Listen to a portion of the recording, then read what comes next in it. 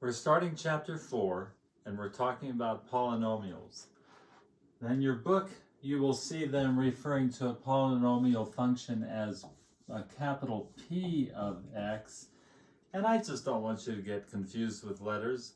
It's only a letter. You're used to f of x denoting functions. We can stick with that. But I want you to know that we're going to be talking about the kind of functions in which we have descending powers of x. In this case, I have a function, and x cubed is my largest power. Then I have x squared, x, and then x, you can consider this x to the 0, because remember, anything to the 0 power is 1.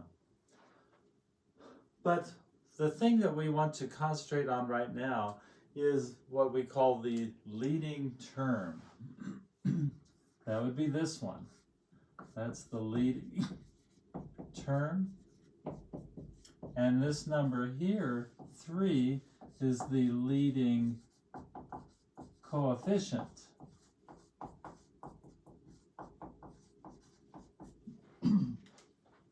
We're concerned with this because whatever this is going to tell us a lot about what we call the end behavior.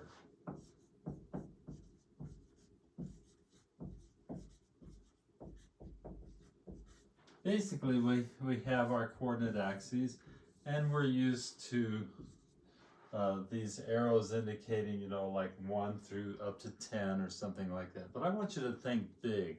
I want you to think in the millions, in the billions, in the quadrillions, something, and really, with the real numbers, mathematically speaking, even that isn't very much.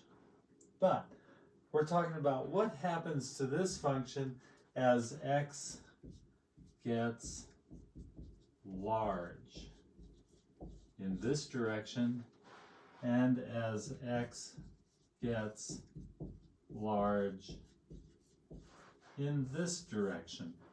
In this direction, x is positive.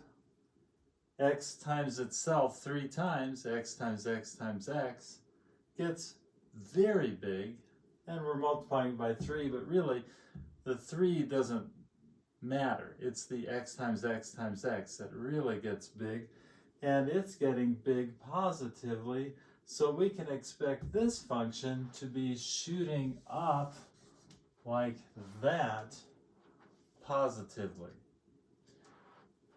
Also, as x gets large negatively, remember we have a negative number in front of that, like negative 100, negative 1 million, negative 5 quadrillion, whatever.